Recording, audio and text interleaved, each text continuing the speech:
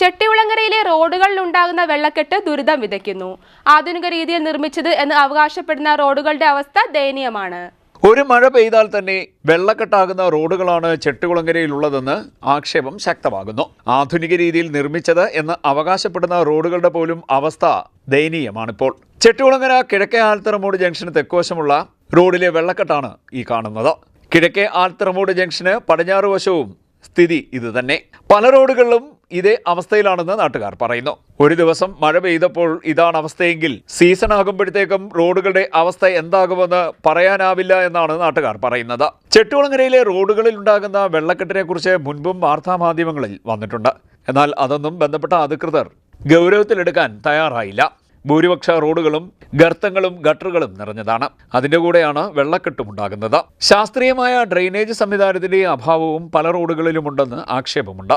മഴക്കാലം തുടങ്ങുന്നതിന് മുമ്പ് തന്നെ ഓടകളിലെ മണ്ണും പ്ലാസ്റ്റിക് മാലിന്യങ്ങളും നീക്കം ചെയ്ത് വെള്ളത്തിന്റെ ഒഴുക്ക് സുഗമമാക്കുകയെങ്കിലും ചെയ്യണമെന്നാണ് നാട്ടുകാർ ആവശ്യപ്പെടുന്നത്. CDNet news, Kayamkulam.